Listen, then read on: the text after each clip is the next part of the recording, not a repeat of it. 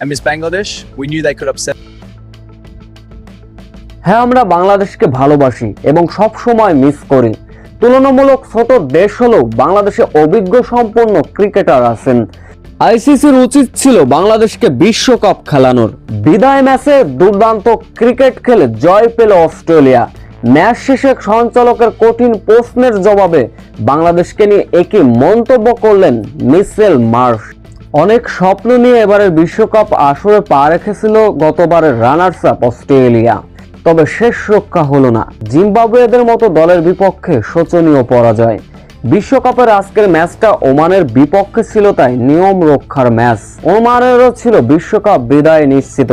এমন সমীকরণে ওমানের বিপক্ষে আগে বোলিং করতে নেমেছিল অস্ট্রেলিয়া।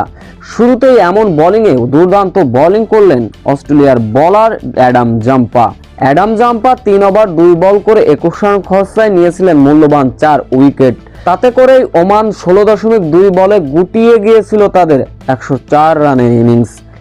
এই লক্ষ্য তাড়া করতে নেমে আজকে এমন দুর্দান্ত খেললে কি হবে অস্ট্রেলিয়ার, সেই তো বিদায়।